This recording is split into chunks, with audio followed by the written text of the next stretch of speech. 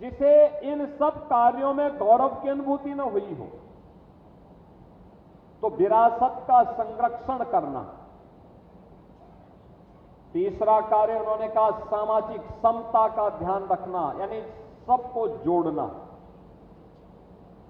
हमारी जो बीच की बुराइयां हैं, छुआछूत है, अस्पृश्यता है, जिसके कारण यह देश गुलाम हुआ, जाति के नाम पर बटा, क्षेत्र के नाम पर बटा, भाषा के नाम पर बटा, इससे उभर करके हम सबको कार्य करना। चौथा संकल्प उन्होंने दिलाया, जो चौथा प्रण है, वह है अपनी रक्षा सेना यूनिफॉर्मधारी फोर्स के प्रति श्रद्धा और सम्मान का भाव। हम यहां पर इसलिए बैठे हैं क्योंकि सीमा की सुरक्षा करता हुआ भारत का जवान, भारत की रक्षा सेना का जवान सर्दी, गर्मी, बरसात, दिन और रात की परवाह के बगैर जब वहां रक्षा करता है, तब हम यहां चैन की नींद सोते हैं और तब उस सुरक्षित वातावरण में हम अपना कार्य कर पाते हैं। एक पुलिस का जवान जब दिन रात मेहनत करता है, तब जाकर के हम सुरक्षित अपने आप को पाते हैं, तब सुशासन के लक्ष्यों को प्राप्त करने की दिशा में सफलता प्राप्त होती है। इसलिए यूनिफॉर्मधारी फोर्स के प्रति सेना, अर्धसेना, पुलिस के जवानों के प्रति सम्मान का भाव होना। जिन लोगों ने देश के लिए अपने आप को बलिदान किया है, ऐसे क्रांतिकारियों के प्रति, ऐसे शहीद सैनिकों के प्रति, उनके परिवारजनों के प्रति सम्मान और श्रद्धा का भाव पैदा करना। ये जब होगा तब देश की रक्षा सेना में लोग आएंगे, लोगों के मन में एक भाव जागृत होगा। और पांचवां प्रण था जो प्रधानमंत्री मोदी जी का था, वह है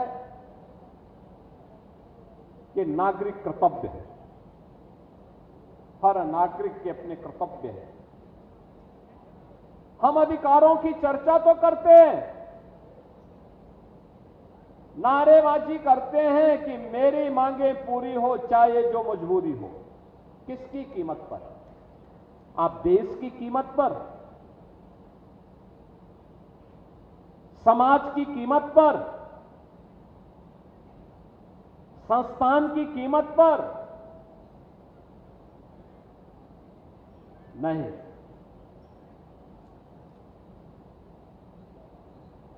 नागरिक कर्तव्य, नागरिक कर्तव्य वह होता है जहां पर एक छात्र अनुशासित रहते हुए अपनी शिक्षा अर्जित कर रहा है।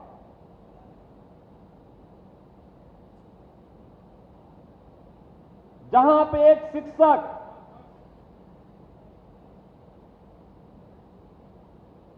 नियमित रूप से अपने छात्र को अनुशासित और संस्कारित रहते हुए उसके पाठ्यक्रम को ससमय पूरा करता है, तो मान करके चलिए कि वह राष्ट्र के प्रति अपने उत्तरदायित्वों का निर्वहन कर रहा है। यही सच्ची राष्ट्रभक्ति एक शिक्षक के लिए है, केवल नारेबाजी करना नहीं।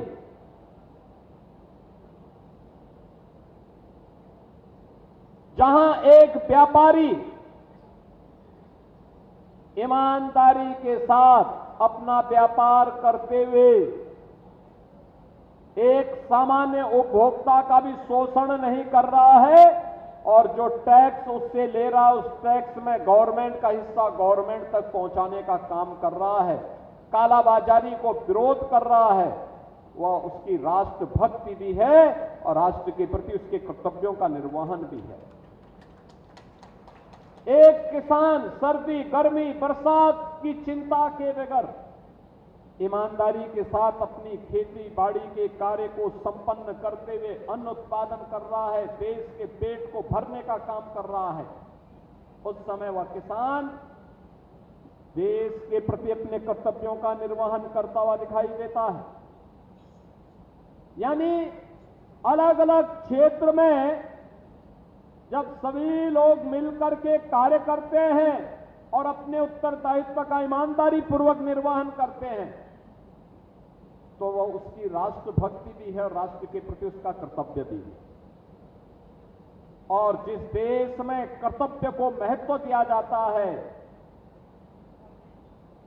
जहां पर लोग अपने स्वयं के अधिकार से महत्वपूर्ण अपना स्वयं का कर्तव्य मानते हैं, वही देश आगे बढ़ता है, वही विकसित होता है। आत्मनिर्भर और विकसित भारत की यही आधारशिला हो सकती है और यही एक आत्मनिर्भर और विकसित भारत की संकल्पना को पूरा करेगा।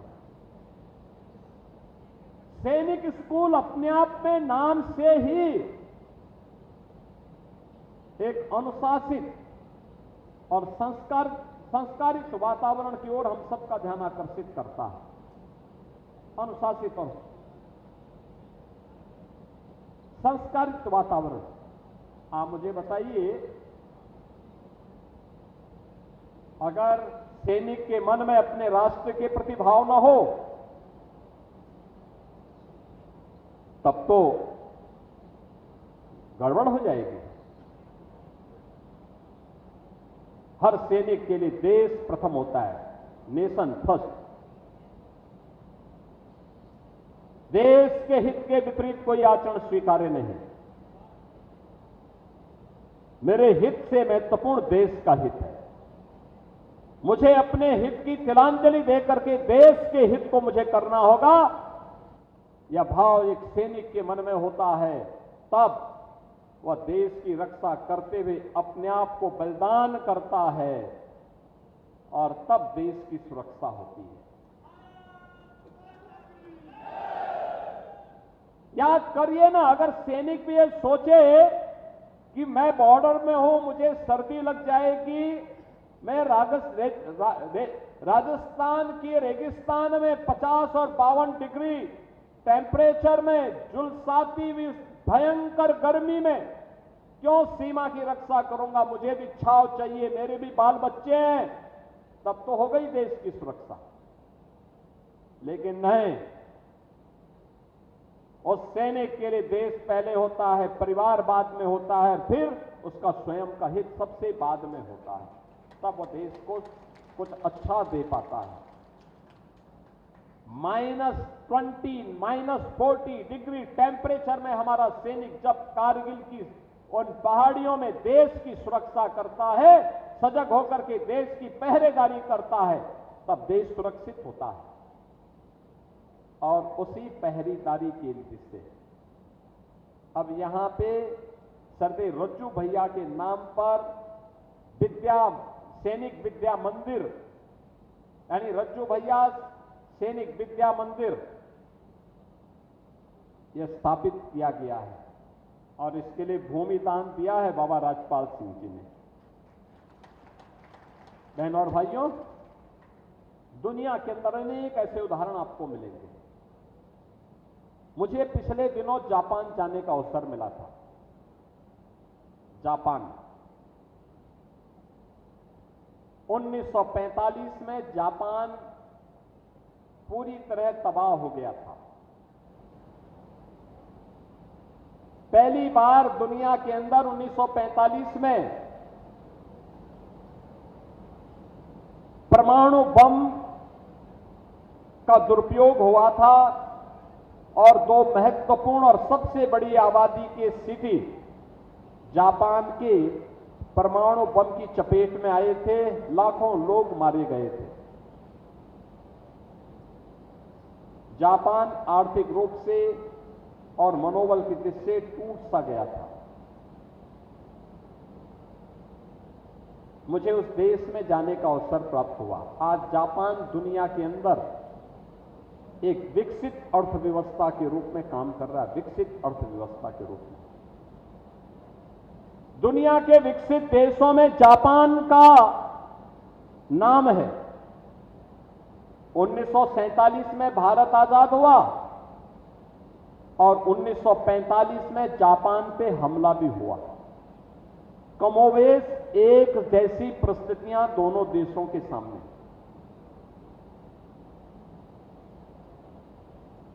भारत ने जो प्रगति की है, आज जो प्रगति दिखाई देती है, पिछले 12 वर्ष में प्रधानमंत्री मोदी जी के नेतृत्व में जो प्रगति की है वो अभिनंदनीय है। भारत आज दुनिया की चौथी बड़ी अर्थव्यवस्था बन चुका है। लेकिन जापान ने एटम बम के प्रहार के बावजूद कभी रुका नहीं, कभी डिगा नहीं, कभी झुका नहीं, कभी थका नहीं। वह कैसे? मैं जापान को देखने और समझने के लिए गया था, उनकी टेक्नोलॉजी को भी देखने के लिए मैं गया था, और मुझे गजब का अनुशासन देखने को मिला। गजब का अनुशासन। सेल्फ डिसिप्लिन क्या होता है वह देखना हो दुनिया के अंदर तो आप जापान के अंदर जाकर के देखें। और ये सेल्फ डिसिप्लिन ही, ये आत्म अनुशासन ही, याद रखना, किसी भी जाति हो, किसी समाज हो, किसी देश हो, उसकी प्रगति का सबसे बड़ा आधार बनता है, सबसे बड़ा आधार बनता है। और जापान आज दुनिया के विकसित देशों में आज अपना नाम आगे करने में सफल हुआ है, तो इस आत्म अनुशासन से। रज्जू भैया सैनिक विद्या मंदिर में जो छात्र यहां अध्ययन कर रहे हैं, उन छात्रों की दृष्टि से यह अनुशासन अत्यंत महत्वपूर्ण है, क्योंकि भविष्य उनका इंतजार कर रहा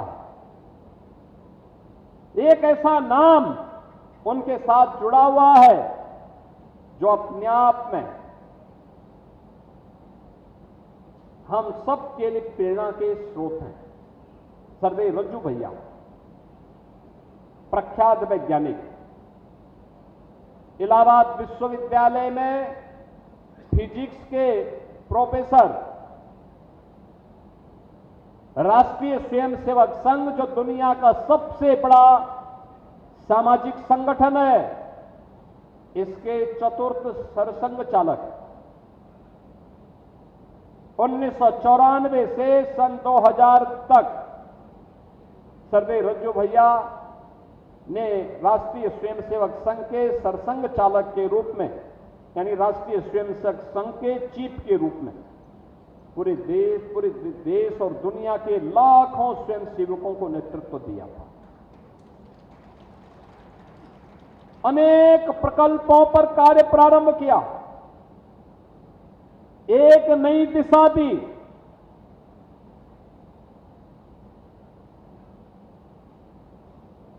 क्या अद्भुत व्यक्तित्व था,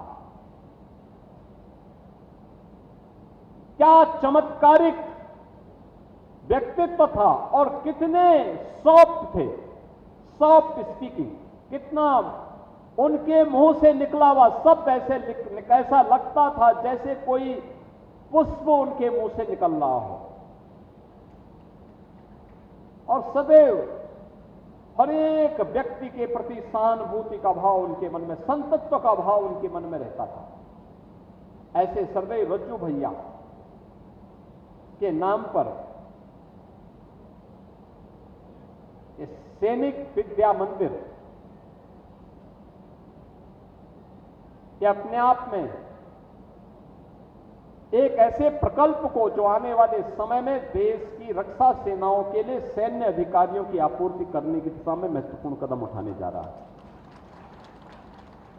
ये हमारा सौभाग्य है, जब हमारी सरकार आई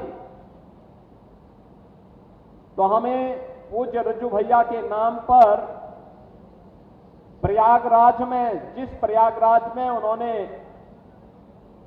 एक प्राध्यापक के रूप में इलाहाबाद विश्वविद्यालय में अपनी सेवा दी, उसी प्रयागराज में उनके नाम पर विश्वविद्यालय बनाने का अवसर हमारी सरकार को मिला।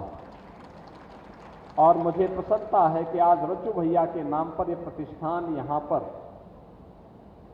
यह संस्थान यहां पर संचालित हो रहा है। मैं यहां के सभी छात्र छात्राओं से यही कहूंगा, सभी छात्रों से कहूंगा, याद रखना, अनुशासन उनके जीवन का सबसे बड़ा मंत्र है। राष्ट्र प्रथम भाव उनके मन में, उनके अंतःकरण में होना चाहिए और राष्ट्र के प्रति कर्तव्य वही है जो अपने पाठ्यक्रम को ससमय पूरा करना,